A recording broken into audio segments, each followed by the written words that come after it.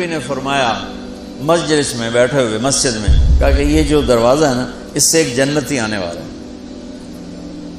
تو لوگوں نے دیکھا ایک مدینے کے مقامی آدمی ذرا بوڑھے، وہ مسجد میں اندر آئے، داڑھی میں وضو کا پانی، ہاتھ میں جوتا، نماز میں شریک ہو گئے۔ اگلے دن آپ کی محفل تھی تو آپ نے فرمایا یہ جو سامنے دروازہ ہے اس سے ایک جنتی آ رہا ہے۔ تو سیم وہی آدمی اسی حالت میں انٹر ہوئے۔ اگلے دن ہوا تو آپ نے کہا اس دروازے سے جنتی آنے والا ہے، ٹھیک وہی آدمی اسی حالت میں انٹر۔ اس مجمع میں ایک صحابی بیٹھے ہیں، ان کا نام ہے عبداللہ بن عمرو۔ یہ 1,24,000 صحابہ میں ان کی ایک اسپیشلٹی ہے کہ یہ سب سے زیادہ عبادت کرتے تھے، سب سے اتنی عبادت کسی نے نہیں کی۔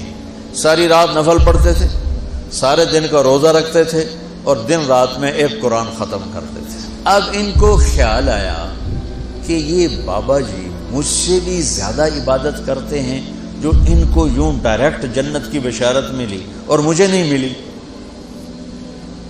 تو میں دیکھتا ہوں یہ کون سی عبادت کرتے ہیں۔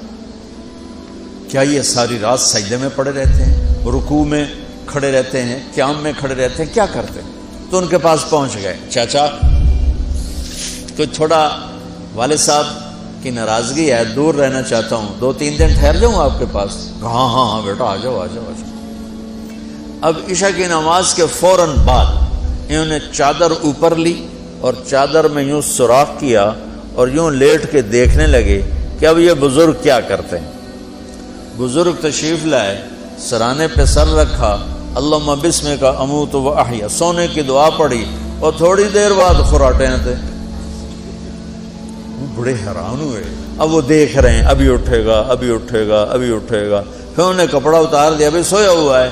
وہ فجر کی اذان پہ اٹھے اور ان کا دماغ چکر کھا گیا، بھئی اے کی بڑی تہجد دے 2 نفل بھی نہیں تو جنت دی بشارت 3 دن کٹھی۔ انہوں نے کہا کل دیکھوں گا، کل شاید کچھ اور کریں۔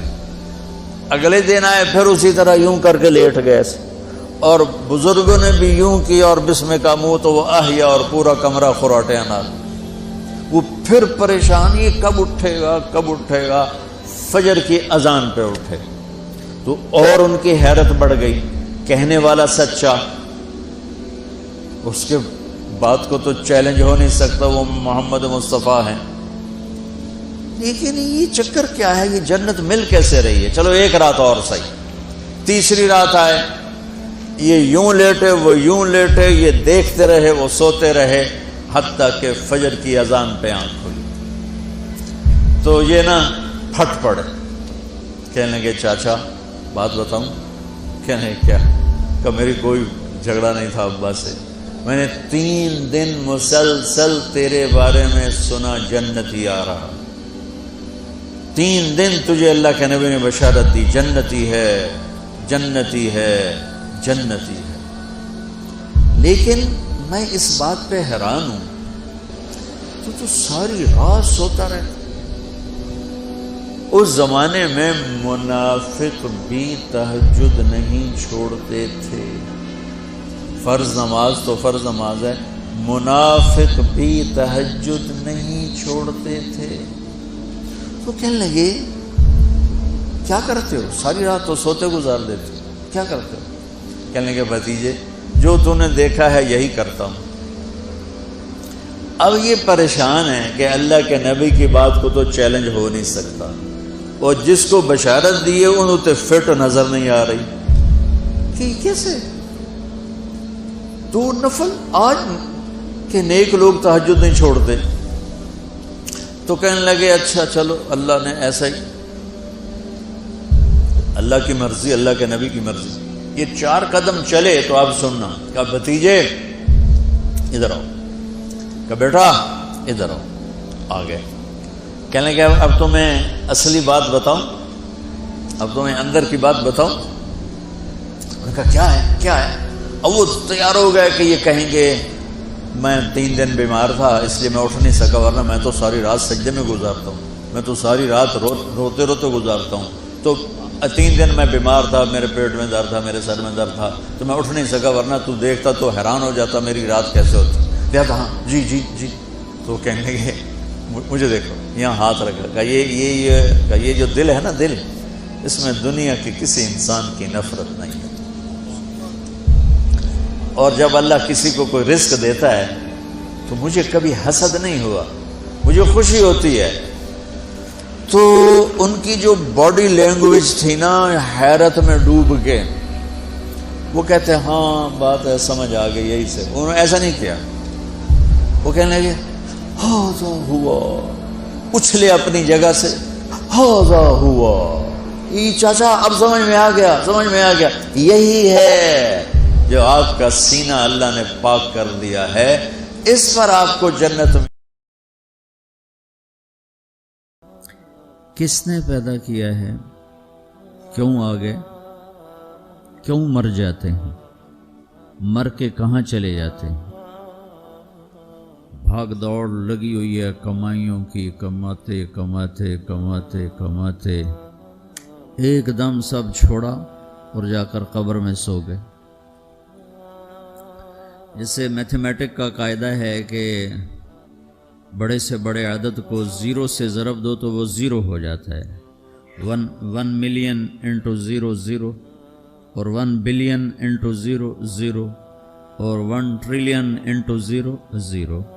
تو بھائیو، جو کچھ آپ بناؤ گے یا میں بناؤں گا، جو کچھ آپ کماؤ گے یا میں کماؤں گا، جب یہ موت سے ضرب کھائے گا تو 0 ہو جائے گا۔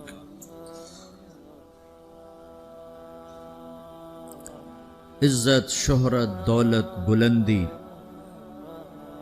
انٹو موت 0، گمنامی، فقر، ذلت، پستی موت سے ضرب 0، حکومت، وزارت، صدارت موت سے ضرب لگی 0، جھونپڑا، بیماری، غربت ضرب موت 0۔ میں مکہ میں تھا جب ملک فہد مرحوم فوت ہوئے۔ ملک فہد کی بڑی خدمت ہے مسجد نبوی اور حرم کے لیے۔ تو عصر کے بعد جنازہ تھا غائبانہ، تو وہاں اعلان ہوتا ہے الصلاۃ علی المیت۔ جب وہ جنازہ ہوتا ہے تو کہتے ہیں بھائی میت کی نماز کے لیے سب تیار ہو جاؤ۔ تو میرے ذہن میں تھا کہ آج ان کا بادشاہ مرا ہے، اس کو کیا کہیں گے؟ تو عصر کے بعد میں کان کھڑے کر کے بیٹھا ہوا تھا کہ اب یہ کیا اعلان ہوگا۔ ہر نماز کے بعد تو ہم اعلان سنتے ہیں الصلاۃ علی المیت، مردہ کی نماز پڑھو بھائی۔ میں آج ملک فہد کا جنازہ ہونے لگا ہے تو کچھ تو لمبے چوڑے ساتھ ملائیں گے آگے پیچھے۔ تو بڑی حسرت ہوئی جب کانوں میں یہ آواز سنی الصلاۃ علی المیت، میت کی نماز۔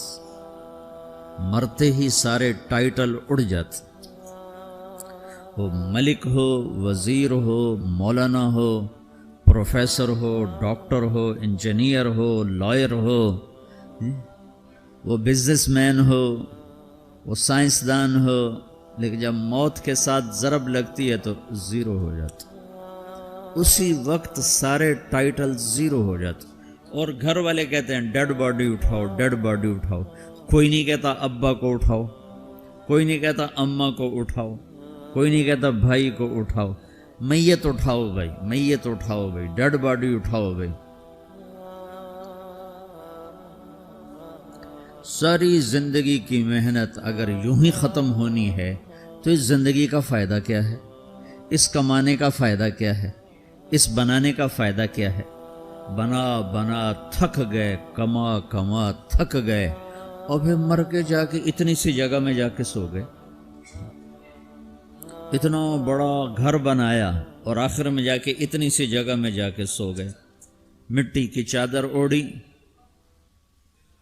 اور مٹی میں مٹی ہو کر قبر کا نشان بھی ختم ہو گیا۔ سب سے بڑا دنیا کا فتح کرنے والا چنگیز خان گزرا ہے، اس کی قبر کا نشان آج تک معلوم نہیں کہاں ہے۔ تو اب یہ میں نے سوال اٹھایا ہے کہ ہمیں کس نے بنایا؟ حجاج بن یوسف کو عمر بن عبدالعزیز نے دیکھا جہنم میں، آنتیں پھٹی ہوئی ہیں، پیٹ پھٹا ہوا، آنتیں نکلی ہوئی ہیں، اور ایسے گدھے کی طرح چکر کاٹ رہا ہے۔ تو پوچھا کیا حال ہے؟ کہا بس ایمان کی آس پہ پڑا ہوں کہ کبھی تو اللہ جنت میں ڈال دے گا۔ اگر ایمان پہ خاتمہ ہو جاتا ہے اور اعمال کا ذخیرہ نہیں ہے تو اللہ کا قانون ہے جہنم۔ مردہ جو بتائے نا خواب میں وہ صحیح ہوتا۔ میرا ایک فرسٹ کزن، جیسے ذمہ داروں کے بچے ہوتے ہیں، ساری زندگی غفلت میں گزار دی، جوانی میں مر گیا، بس وہ نمازیں اس نے پڑھی جو کبھی میں کھینچ کے مسجد میں لے گیا، یا پھر عید کی 2 نمازیں، اس کے علاوہ مجھے یاد نہیں۔ تو میں نے خواب میں دیکھا، میں نے کہا کیا حال ہے؟ تو اس نے کہا آگ کے تندور میں ہوں، آگ کے تندور میں ہوں۔ اب میرا تو خون، میرا تو چاچے کا تائے کا بیٹا، مجھے تو آگ لگ گئی۔ میں نے اس کے لیے پڑھنا شروع کیا، پھر حج کا انتظام کیا۔ تو حج کے بعد جب واپس آیا تو پھر مجھے نہیں خواب آیا، ایک اور ساتھی کو خواب آیا کہ طارق میاں سے کہو تمہارا تحفہ مجھے مل گیا، وہ جو میں نے حج کروایا اس کی طرف سے۔ تو اللہ تعالیٰ کا فضل ہے کہ اس نے یہ بھی رکھا اس امت کے لیے کہ مرنے والوں کے لیے ایصال ثواب کرتے رہو تو ان کی بخشش کے سامان بن جاتے ہیں۔